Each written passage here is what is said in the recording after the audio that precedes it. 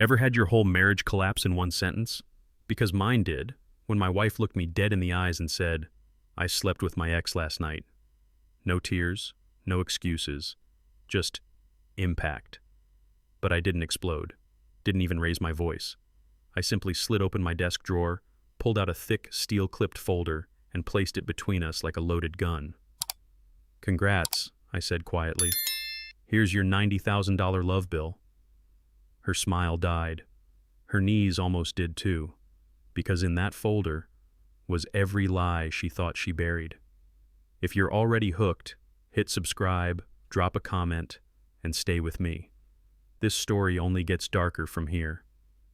Before that folder hit the table, I was just Mitch Callahan, 42, senior risk analyst in Austin, Texas, the guy in the quiet cul-de-sac with the two-story house, a beat-up grill on the back patio, and a small American flag over the garage. My job is simple on paper. I look at numbers and decide what's safe and what's stupid. At work, we call it risk management.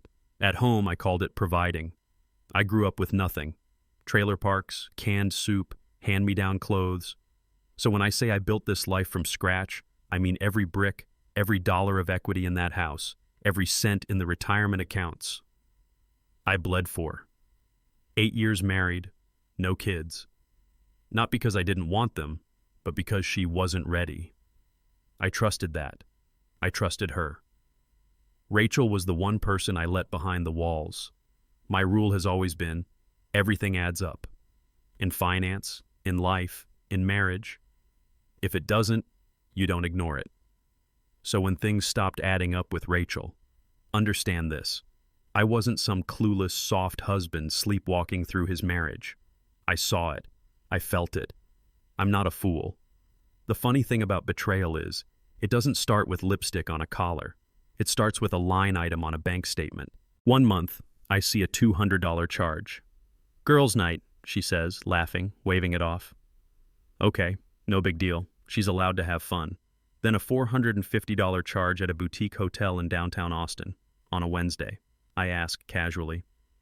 "Spa day with my mom," she says. Except her mom lives 3 hours away and hates driving at night. Then the cash withdrawals begin. Clean numbers. $300, $500, $800. Always just before weekends. Always followed by, "Work's crazy, I might be late." Her schedule starts shifting. More client dinners. More last-minute meetings. Same salary. Suddenly a much more expensive lifestyle. Most guys would confront right there. Blow up, scream, demand answers.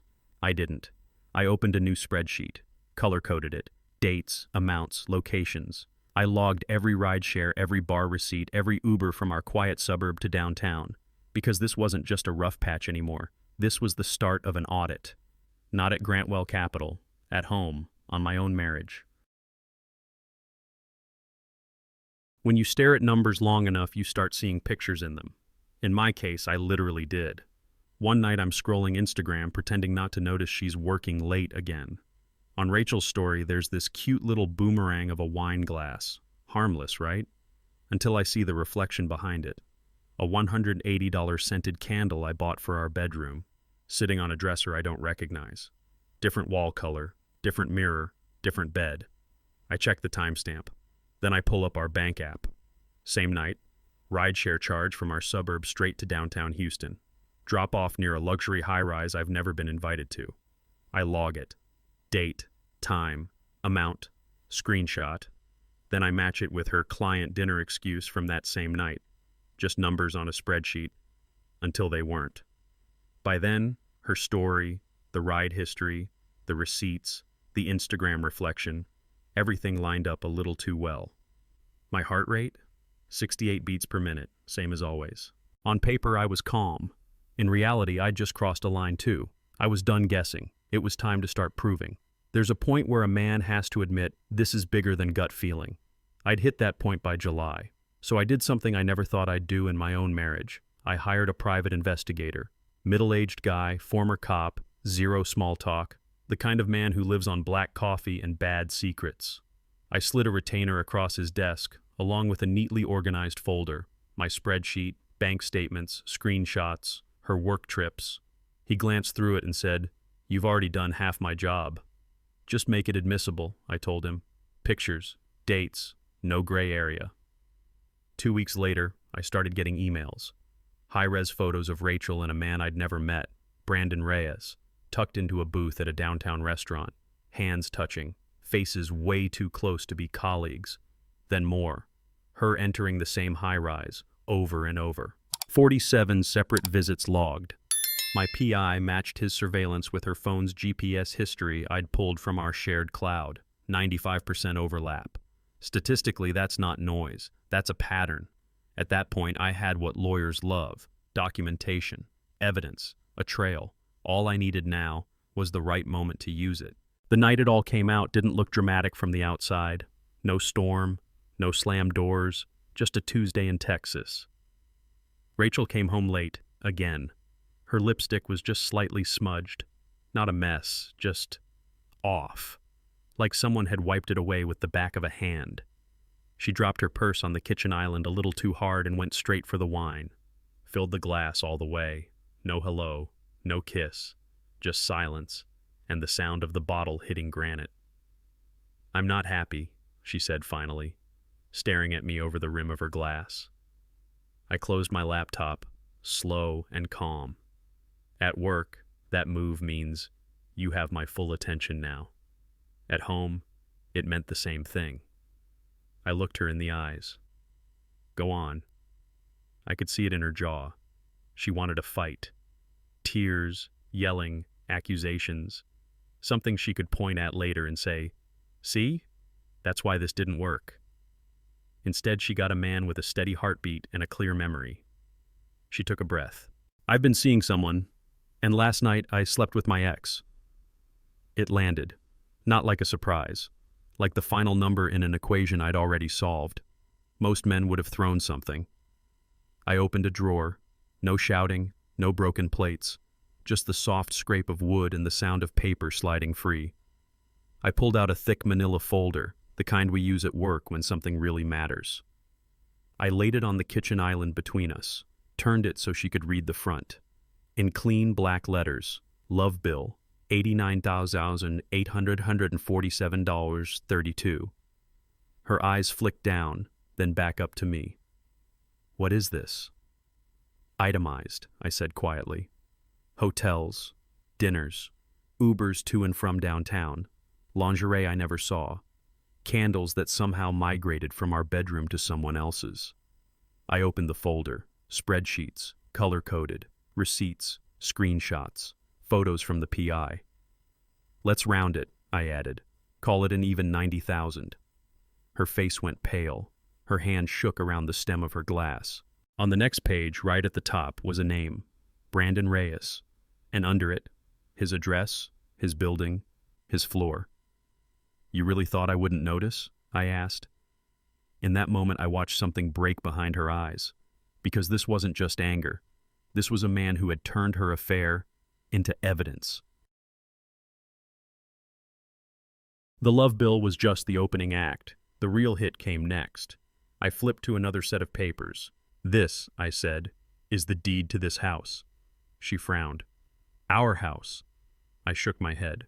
"My house. For the last 3 months." Her eyes darted over the document, then froze at the bottom. Her own signature, neat and familiar. "Remember that refinance package I asked you to sign while you were watching Netflix? Lower interest rate, smaller monthly payment?" She blinked, searching her memory, then nodded slowly. "That wasn't just refinancing," I said. "That was you signing the title over to me." Her breathing hitched. I slid out another page. "Your BMW? Transferred to my name in July. You signed that too. Insurance update, remember?" Then the bank papers. "Our joint accounts?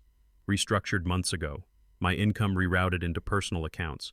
Your contribution left in the joint one. All properly documented." She whispered. "I signed all of it?" I met her eyes, calm. "You did. No tricks, no forgery, just paperwork you didn't bother to read." I let that hang there. "Rachel, always read before you sign." By then, she was already pale. But I wasn't done. I opened the next folder: investment accounts, dividends, retirement funds, The boring stuff she never wanted to hear about. Grantwell pays me well, I said. I didn't blow it in Vegas. I put it here. I tapped the statements. Our portfolio? I dissolved it in August. Perfectly legal. Reallocated into individual accounts under my name. Another stack. Savings. The 85 grand we had in our joint savings, I moved it into a secured account, also mine. You signed the transfer form at the bank. The notary stamped it. The branch manager shook your hand. Her voice cracked. This isn't legal. It's completely legal, I replied. Every document has your signature. Every move was witnessed. No one held a gun to your head. You just didn't care what you were signing as long as life stayed comfortable. I leaned back, watching her hands tremble over the papers. Rachel, I didn't steal a single dollar from you, I said quietly. I just stopped letting you spend my dollars on someone else. Then I gave her the line every grown man understands. Actions have consequences. This is yours. By this point, the house, the car, the accounts had her rattled. But the real trap wasn't built this year. It was signed 8 years ago. I slid one more document across the island. Thick, cream paper. Do you remember this? I asked. She squinted at the heading. Prenuptial agreement. Callahan, her maiden name. The prenup? She whispered. Yeah, rehearsal dinner. You in a white dress, 3 glasses of champagne deep, telling everyone how lucky you were. I held her gaze. No one forced you. No threats, no pressure. Just you, a pen, and a room full of people cheering. Her eyes raced over the clauses as I talked. In cases of infidelity, I recited, the innocent spouse keeps all premarital assets plus 60% of marital assets. I let that sink in. I brought 94% of the income into this marriage, I said. Grantwell salary, bonuses, investment returns. You brought your part-time marketing paycheck and a $40,000 inheritance from your mom. She grabbed at that. My inheritance? You dropped it into our joint investment account, I cut in. You commingled it. No postnup, no protection. Legally, it became marital property. Her shoulders slumped as the math did what math always does, told the truth. She wasn't just losing an argument, she was running out of exits. I could almost see the gears turning in her head now. House, gone. Car, gone. Savings, gone. Prenup, not in her favor. So I did something she didn't expect. I softened my tone. Rachel, I said, tapping the first folder, the one labeled Love Bill. Do you know why I put this together? She stared at the $90,000 total like it might bite her. To ruin me? I shook my head. If I wanted to ruin you, I'd sue for dissipation of marital assets. Every dollar you spent on Brandon, every hotel, drink, rideshare, I could drag into court and argue you stole from our marriage. Her lip trembled. But I'm not doing that, I continued. I'm not asking a judge to make you pay this back. This? I nudged the invoice. This is a mirror, a clean, itemized reflection of what you were willing to spend to lie to me. She sank onto the bar stool, legs finally giving out. I'm not a monster, Rachel, I said quietly. I'm precise. There's a difference. I wasn't throwing things. I wasn't calling her names. I was just laying out the numbers. The story she wrote in dollars and cents. And that, somehow, hit harder than any scream ever could. At some point that night, I realized something simple. I didn't need to keep standing in the ruins to prove they were ruins. I closed the last folder, stacked everything neatly, and looked at Rachel.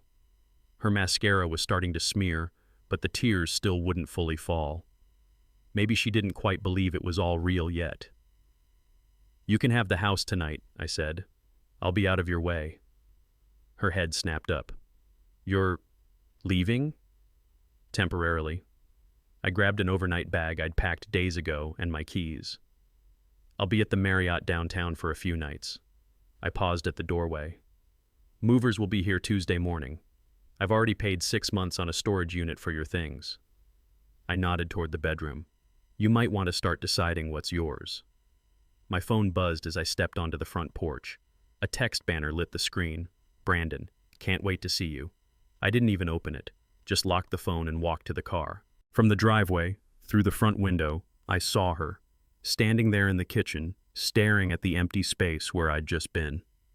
For the first time, the house looked like what it legally was now. Mine. And she looked like what she'd chosen to be. A guest. I didn't see what came next in person, but later I heard it all in enough detail to picture it. Saturday morning, sunlight hitting those same kitchen counters where we used to drink coffee together. Rachel, alone, hunched over her phone, rage scrolling through our bank accounts. Joint checking, down to 3,000. Joint savings, empty. Investment accounts, closed or moved. Her name nowhere meaningful. She called Brandon. Once, twice, 17 times. Straight to voicemail.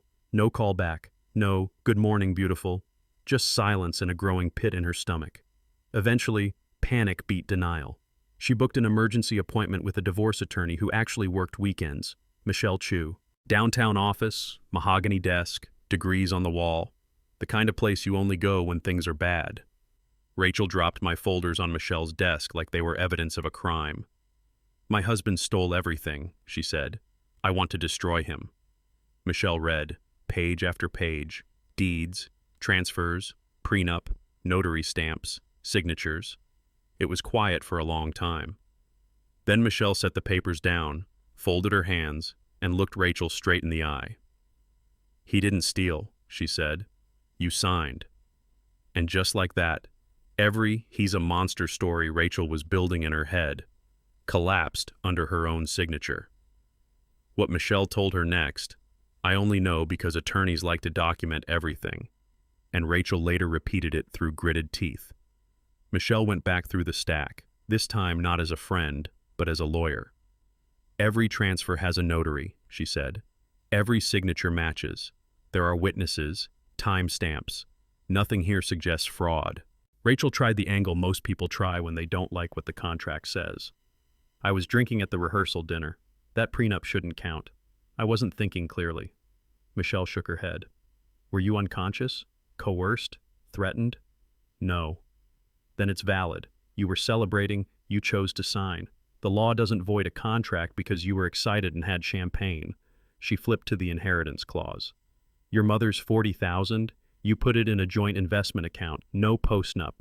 Under state law, that money became marital property. Rachel's voice dropped to a whisper. So he took everything? Michelle corrected her, firm but not unkind. No, you gave it to him, piece by piece. You just never bothered to read what you were signing. Rachel swallowed hard. So I get nothing? Michelle leaned back. Almost nothing, she said. You get what the prenup allows, and whatever's left in that joint account. Cold, clean, brutally fair. See, everyone assumed my revenge began with the folders on the counter. Truth is, phase 2 started before that Saturday even ended. While Rachel was in Michelle's office trying to destroy me, Brandon was at home in Houston, enjoying his weekend, right up until my email hit his inbox. Subject line, professional courtesy, attachments, dates, times, hotel receipts, and one very specific photo. Rachel on our front porch 2 weeks earlier, kissing me goodbye. Same necklace he'd bought her, time-stamped, geo-tagged. I didn't send it to his boss. I sent it to him, alone. Hours later, Rachel's phone finally lit up. Brandon, she gasped, answering like a drowning person grabbing a rope. His voice wasn't warm this time. It was tight. I got an interesting email this morning, he said. From your husband. Silence. He laid out your affair like a case file, Brandon continued, and then he explained my company's ethics policy. We have a morality clause, Rachel. Senior staff can't be involved in this. She stammered, tried to spin it. I'm basically separated, it's just paperwork. He cut her off. Were you playing both of us? When she couldn't answer, he did it for her. We're done. Not a fight, not a scene, just a clean break. The kind that hurts more because there's nothing left to argue. Michelle did her job. She laid it out for Rachel in plain English. If you're smart, you'll sign the papers, take what little you can, and walk away. Fighting this will only make it worse. Worse how? That part was on me. See, I wasn't interested in screaming matches or court dramas. I believe in something cleaner, putting the truth in front of the right people and letting it work. Rachel got her own courtesy not long after Brandon did. An email. No subject line drama. No threats in all caps. Just a link to a private folder and one sentence. Consider this a courtesy. Inside, videos, photos, audio clips. Hotel lobbies. Restaurant booths. Her laughter. His hands on her waist. All time-stamped. All organized. All cross-referenced with bank charges and calendar entries. At the bottom of the list was a single text file called Read Me. In it, I spelled out her choice.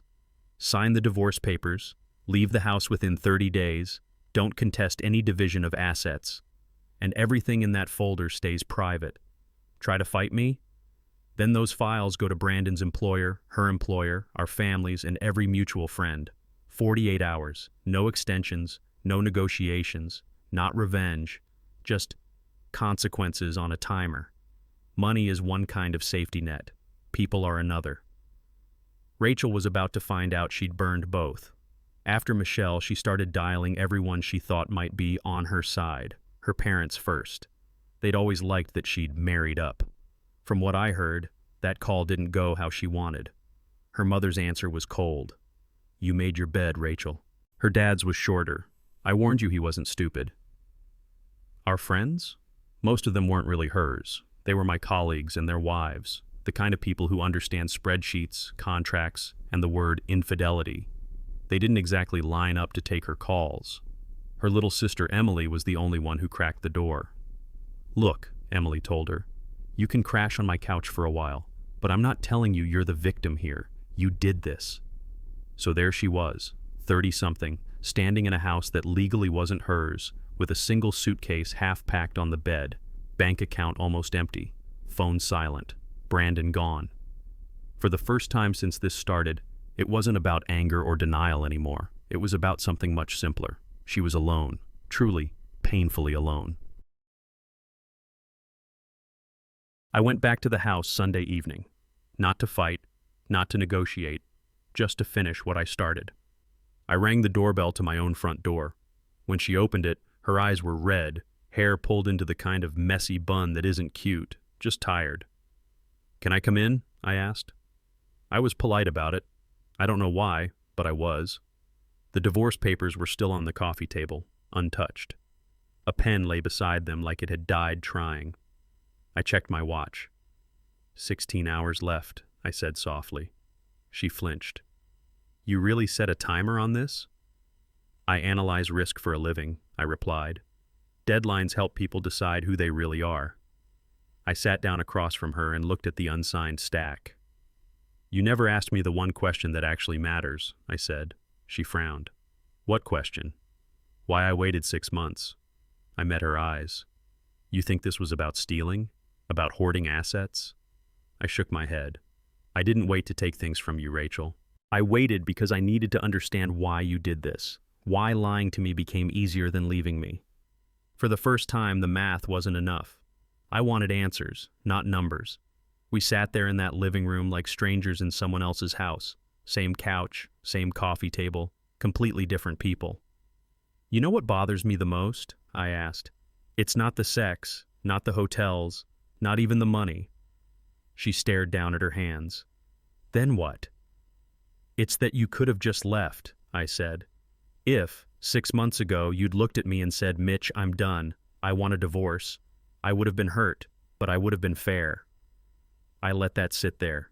It was the truth. I gave you a stable life. I worked late. I paid the bills. I didn't track every dollar you spent. The only thing I ever asked for was honesty. My voice stayed level, but it got tighter. I could hear it myself. You didn't lose your temper, she muttered. No, I said. I never lost my temper. I lost something worse, trust. I told her about the nights I lay awake staring at the ceiling, replaying receipts in my head, about hearing her say I love you to me at breakfast, then reading the same words sent to Brandon an hour later. There's a line you don't cross in marriage, I said. You didn't just step over it, Rachel. You sprinted. For the first time since this started, my voice cracked on the last word. Not from anger, from the simple, stupid grief of realizing the person you built your whole life around had treated you like a backup plan. There's a moment in every story where something snaps so clean you can hear it. For me, it wasn't the hotel receipts. It was a text message. I didn't tell her this sitting on that couch, but I'd seen it months earlier, buried in our shared cloud backup. One random night, I was cross-checking her locations and messages, and there it was, sent from our bed. Time-stamped 10:47 p.m. I was asleep next to her. She'd written to Brandon, 2 more years and I'm out. My lawyer friend says I should hit the 10-year mark so I can get half. I just have to pretend a little longer. 2 more years. Pretend. Half. You want to know when I stopped being her husband in my own head? Right there. That night, something in me shut off. The hurt didn't disappear. It just froze. I went from emotional to clinical. From how could she to how do I contain the damage? She wasn't my wife anymore. She was a liability that had already decided what she planned to take from me. So yeah, I looked her in the eyes and told her the truth. I didn't just react, Rachel. I played the long game. At some point, feelings have to give way to decisions. We'd reached that point. I nodded toward the divorce papers on the table. Here's how this goes, I said. You sign those. You leave quietly. No court battle, no drama. You keep your reputation, your job, whatever dignity you've got left. Her eyes filled, but I kept going. You don't sign. By noon tomorrow, I hit send on another email. This one doesn't go just to Brandon. I took out my phone, opened a draft I'd written days ago. It goes to your boss, HR, my parents, your parents, our mutual friends, everyone who deserves to know why our marriage ended. Her face drained. You wouldn't. I won't have to, I said.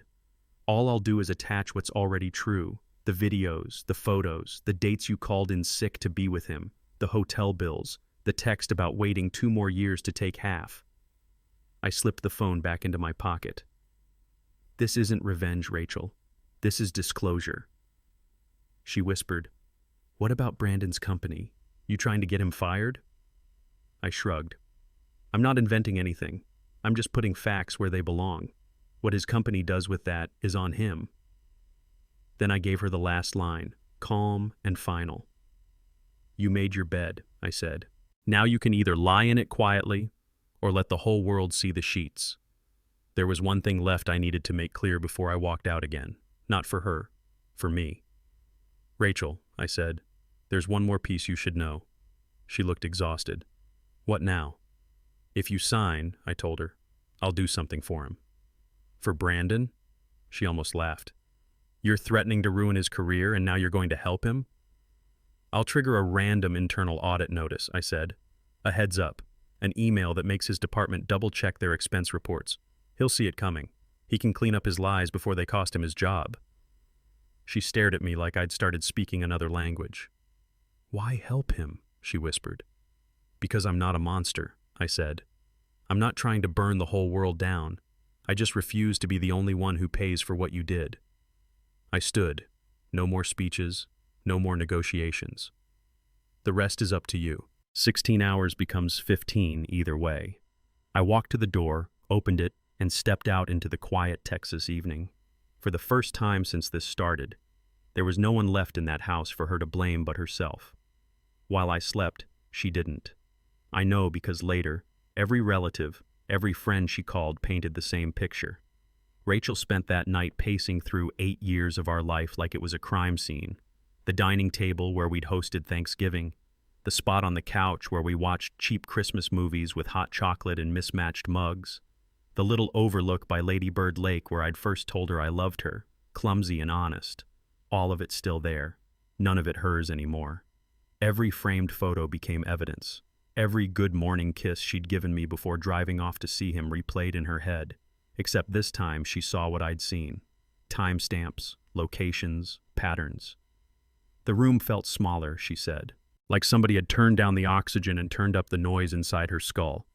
I wasn't in the house that night, but I was everywhere in it, in the paperwork, in the prenup, in the email she couldn't stop rereading with the subject line, "Consider this a courtesy." On the oven clock, the numbers kept changing. 10:03 p.m., 11:47, 1:12 a.m., 14 hours left. And with every minute that ticked away, She wasn't just losing money. She was losing the story she'd told herself about who she was. At some point during that night, when the silence got too loud, Rachel did what most people do when they're drowning. She called family. Emily picked up. Little sister, the one who never liked me much but also never sugarcoated anything for Rachel. According to Emily, the call started with panic and ended with something colder. Rachel was sobbing. I messed up. Mitch, he took everything. The house, the money. I don't know what to do. I'm scared. Emily let her talk, let the storm burn out a little, then said flat and simple, "You played him." Rachel went quiet. "That's not fair. You lied to him," Emily said. "For months. You used his money to see another man. You planned to stay 2 more years just to get half. You didn't just make a mistake. You ran a strategy. He ran one back. He was just better at it." "I'm scared," Rachel repeated, smaller this time. "Yeah," Emily said. "That's what consequences feel like." Rachel asked if she could move in, start over there, hide from it all. Emily didn't hang up on her, but she didn't rescue her either. "You can crash on my couch if you have nowhere else," she said, "but don't expect me to pretend you're the victim in this." When the call ended, Rachel still had a roof. She just didn't have a single person left willing to lie to her. If there's one thing cheaters hate more than being caught, it's being inconvenient. By mid-morning, Rachel finally broke through to Brandon again, or so she thought. Calls went straight to voicemail. Texts turned into a grim little stack of blue delivered bubbles with no reply. Then, nothing. Her Instagram? Blocked. His location sharing? Gone. Every channel that once lit up her phone went black. Around the same time, a rumor started floating through his company, Ad Nova. Internal audit. Expense reports under review. Senior staff advised to ensure all submissions are compliant with policy. I didn't have to see it to know how he reacted. Guys like Brandon don't stick around when risk shows up with their name on it. He started packing. Quietly. A sudden great opportunity in another city. A transfer. A fresh start away from the mess he helped create. Rachel, staring at her silent phone, finally put it together. The courtesy email, the morality clause, the heads up I'd mentioned. This wasn't just about her anymore. Phase 2 wasn't theoretical. It was moving boxes in his hallway and unread messages on her screen. By then, the clock had slipped again. 10 hours left. No husband, no lover, no money. Just a stack of unsigned papers and a life she'd managed to set on fire from both ends. At some point, the walls started closing in and Rachel had to get out of the house. Habit took over first. She grabbed the keys to her BMW, the one she used to brag about on Instagram. She made it halfway down the driveway before it hit her. The registration in the glove box didn't have her name on it anymore. It had mine. If anything happened out there, legally, she was just a passenger in a car she no longer owned. She put the keys back, walked to the bus stop instead. That's how far things had fallen in 48 hours, from German leather seats to a plastic bench in the Texas heat. On the ride into town, a digital billboard flashed past the window. Big smiling faces, modern fonts, Ad Nova, Brandon's firm. It felt less like an ad and more like a reminder. He has something to lose now, too. The bus rolled past a small church, bells ringing for a service she wasn't dressed for, wasn't in the headspace for. A flyer blew across the sidewalk when she got off, slapped lightly against her leg. She picked it up without really thinking. Single Mom Support Group. No judgment, just help. For the first time, her fear wasn't about gossip or reputation. It was about survival. She went back to Michelle's office that afternoon, like maybe a second round of legal talk would magically change the math. Michelle spread the documents out again. Deed, transfers, prenup. The email I'd sent with the 48-hour deadline. It looked less like a case file now and more like a map, every road leading to the same place. Rachel's voice broke. He destroyed me. Michelle didn't flinch. No, she said calmly. He protected himself. You destroyed the marriage. There's a difference. Rachel started reaching for anything. He's cold. He's calculating. This can't be fair. 8 years and I walk away with, what, $3,000 in a storage unit? That's what the contract you signed says, Michelle replied.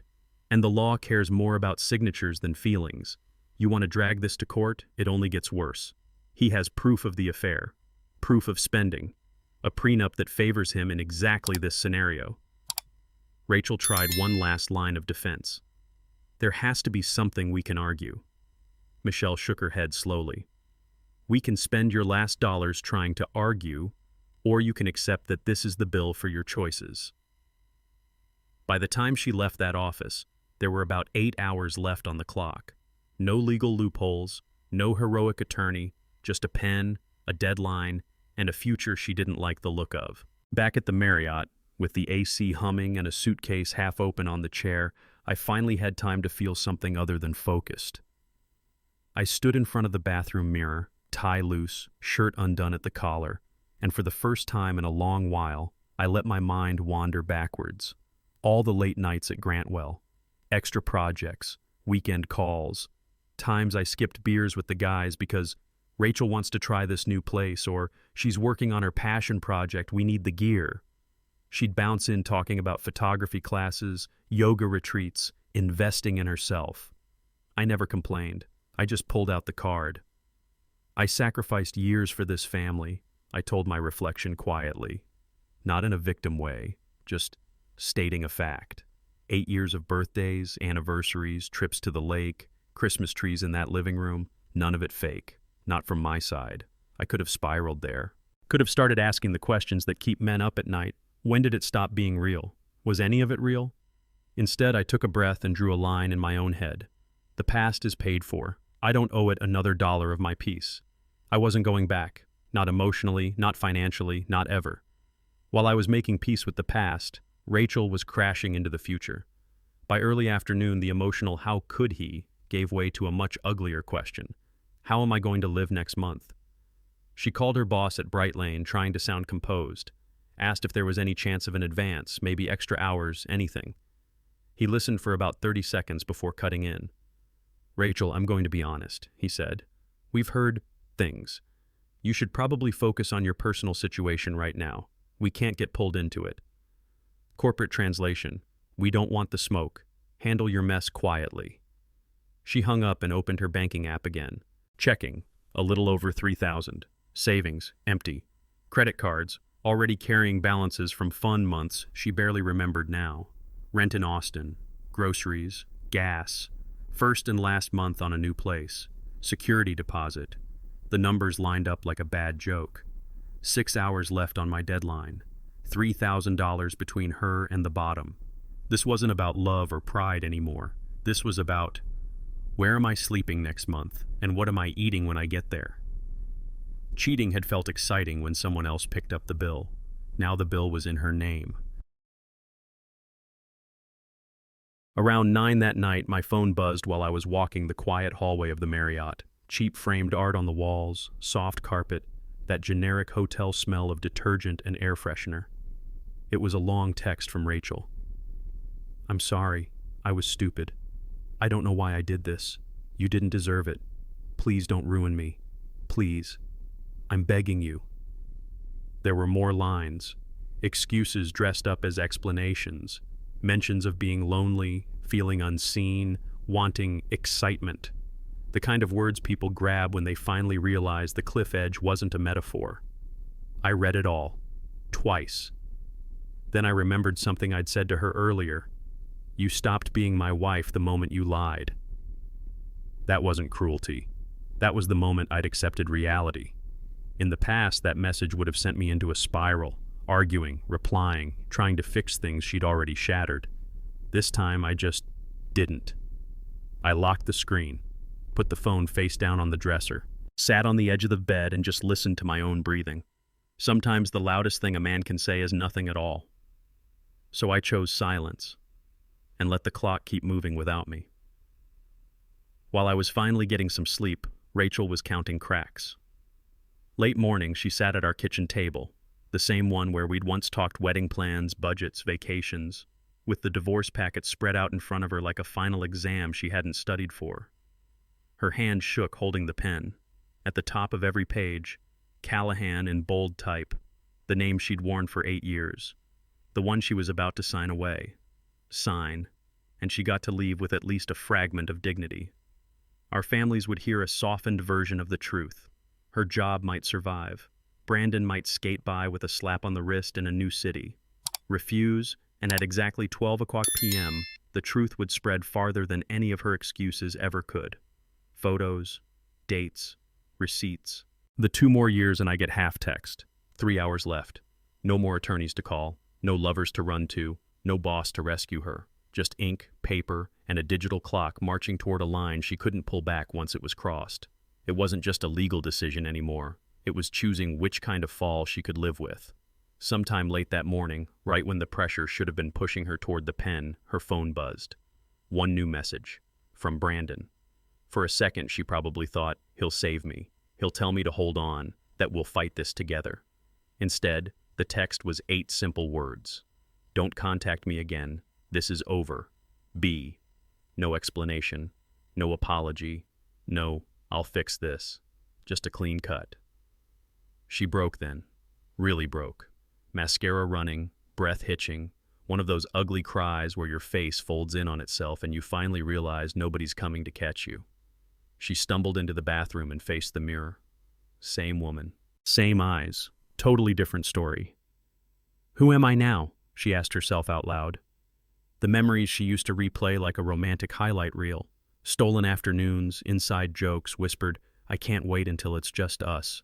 All morphed into knives pointed both ways. He hadn't fallen in love with her. He'd gambled on her being worth the risk. She wasn't. 2 hours left.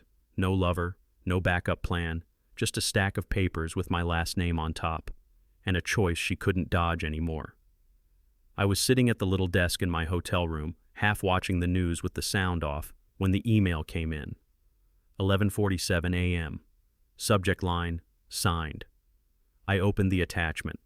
Every page of the divorce agreement, initialed and signed in blue ink, Rachel Callahan. My last name, written like it weighed 100 pounds. On the final page, the signature slanted, like her hand had started to shake. I could almost hear the breath she let out when it was done. 3 minutes later, I replied with a single word, received. That was it. 8 years, reduced to 1 PDF and a read receipt. Then I did something I hadn't told her about in any email or threat. I logged into my bank app and sent $5,000 to the joint account she still had access to. First and last month's rent, somewhere modest but safe. A little buffer between her and the street. I didn't owe her a cent. Legally, I could have left her with the bare minimum and walked away whistling. But that's the part nobody sees in stories like this. Even when you've been played, even when you've been methodical, there's still a difference between being firm and being cruel. So yes, I took back my life. But I still gave her a softer landing than she'd ever planned to give me. I heard later how it went when she saw the extra money. She logged into the account expecting to see the same sad $3,000 sitting there. Instead, the balance had jumped. $5,000 more. No note, no explanation, just numbers. She knew exactly where it came from. That's the part that hit her hardest, from what people told me. Not the prenup, not the title transfers, not even losing the house. It was this. After everything, the lies, the hotels, the plan to gut me at the 10-year mark, I still made sure she wouldn't be homeless. She didn't deserve that money. She knew it. And knowing that I knew it, but sent it anyway, apparently burned more than any revenge email ever would have. I kept my word. No mass email, no public shaming, no career-ending blast for Brandon. The files stayed where I said they would. Private, locked away. Our parents got a polite, generic version of the story. Our friends heard irreconcilable differences. No one saw the folders but me, her, and God. No one else knew the full truth. But she did. Every time she handed over that money for rent, she was spending the last bit of grace from the man she tried to use. The day she moved out, the front door closed behind her with a soft click. No yelling, no final scene, just a quiet, surgical ending, the kind that leaves no blood and no doubt. Life has a way of settling into a new normal, even after it's been turned inside out. 3 months later, I was in my home office going through quarterly reports when my phone buzzed with an unknown number. Normally, I let those go to voicemail. That day, for whatever reason, I picked up. "This is Mitch," I said. A calm female voice answered. "Mr. Callahan, my name is Patricia Moreno. I'm an attorney. I represent your ex-wife, Rachel." I leaned back in my chair. Our legal business is finished. It is, she agreed. This isn't about money or assets. She paused. She's pregnant. I didn't say anything for a moment. Not because it hurt, but because of what my brain did by reflex. Timelines, dates, probabilities. It's Brandon's, Patricia added. He's not involved. He relocated to Seattle after some issues at work. He's denying paternity. She's preparing to raise the child alone. I waited for the anger, the jealousy, the sting. Nothing came. Just a quiet understanding. Cause, effect, consequence. The math of life. Why tell me? I finally asked. She asked me to, Patricia said. She wanted you to know you were right about him. About her judgment. About all of it. She said to tell you she's sorry. Not for getting caught. For treating you like a resource instead of a person. I nodded, even though she couldn't see it. Thank you, I said. Please tell her I wish her well, but I'm not interested in being part of that chapter. For either of us, it's closed. Patricia didn't rush. Good lawyers never do. She also asked me to tell you something else, she said. Her words, not mine. He was right. About Brandon. About me. About everything. I let out a slow breath. Not satisfaction. Not gloating. Just confirmation of what I'd already known for months. And she said, Patricia continued, that she's sorry for treating you like a resource. Her exact word. She said you'd understand what that meant. Yeah, I did. I'd seen the text where she literally laid out the timeline for extracting half. I knew exactly what resource meant in her head. For a second, I thought about all the things I could say, all the speeches I'd written in my mind at 3 a.m. over the last year. Instead, I chose something simple. Please tell her I wish her well, I said. Truly, I hope she becomes a good mother and learns from this. But I don't want any further contact. That chapter's closed. Patricia seemed almost relieved. I'll pass that on. We hung up. No dramatic goodbye. No circling back into old wounds. Just a short, clean sentence at the end of a long, ugly paragraph. After the call, I sat there for a minute, phone still in my hand, office quiet. A kid on the way. Single mom. Single. Bad choices. Real consequences. None of that was my responsibility anymore. But it didn't mean I had to look away. I opened my banking app, went to transfers, and searched a place I already had bookmarked, a local nonprofit that helps single mothers with rent, groceries, childcare. I'd looked it up weeks earlier and never used it. This time, I did. $5,000. Anonymous donation. No tax write-up, no name on a wall, no in honor of line. I didn't ask them to direct it to Rachel. I didn't even mention her. That wasn't the point. The point was simple. I'd been given enough in life to protect myself. Some people never get that chance. That evening, I went out to dinner with a few colleagues. We talked about interest rates, football, someone's kid's science project, normal, boring stuff. And for the first time in a long time, I wasn't carrying a folder of evidence in the back of my mind. I'd protected myself. I'd drawn my line. And I'd still managed to stay the kind of man who helps, even when nobody's keeping score. Life didn't snap back to normal overnight. It just slowly got less heavy. A few weeks after that call from Patricia, I was at my desk in the office answering emails when my phone buzzed with a notification. Text from a number I'd saved but never used much. Lauren Carter. We'd met at a networking event months earlier. Smart, dry sense of humor. Talked more about index funds than Instagram. Coffee Thursday? She wrote. I promised to keep the small talk to under 20%. I stared at the message longer than I needed to. Old me would have said no, or maybe later, or buried himself in another spreadsheet. Instead, I caught myself smiling. Thursday works, I typed back. Fair warning, I'm excellent at arguing about everything, but I'm working on being better at the human stuff. She replied almost instantly. Aren't we all? Something loosened in my chest. Not fireworks. Not some movie moment, just a clean breath. A future that didn't feel like it was chained to what Rachel did. That night, sitting in my home office, I looked at the external hard drive on the shelf, the one with every file, every photo, every ugly truth. If I was serious about moving on, that thing couldn't live here anymore. The next Saturday, I made a pot of coffee, walked into my office, and closed the door behind me. On my desk, laptop, external hard drive, a stack of printed photos and reports from the PI. All the proof I'd ever need that I wasn't crazy, that I'd been wronged, that I was justified. I plugged in the drive, opened the folder labeled Rachel, Evidence, and scrolled through one last time. Hotels, screenshots, GPS logs, her words to him, my notes. Then I selected everything. Right-click, delete, empty recycle bin. The computer asked, "Are you sure?" For the first time since this started, my answer was easy. Yes.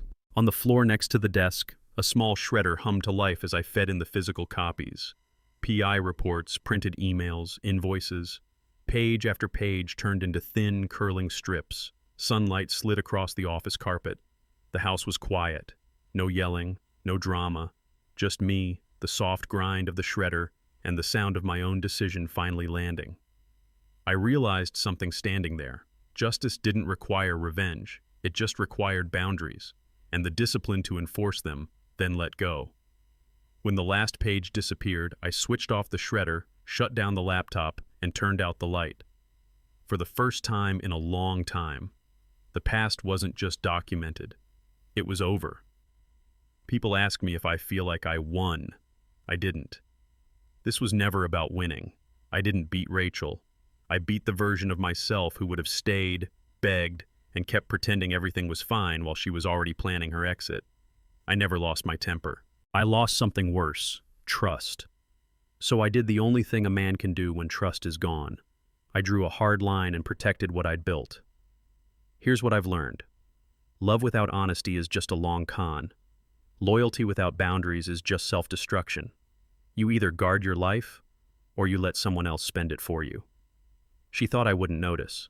The hotel bills, the lies, the plan to wait 2 more years and take half. I noticed everything. And in the end, I didn't choose to destroy her. I chose to stop letting her destroy me. Tomorrow, I'll wake up in a house I paid for, in a life I rebuilt, living for what I want next, not for what she did. Now I want to hear from you. If you think I was right to protect myself, even if it looked cold, type 1 in the comments. If you think I went too far and should have shown more mercy, type 2.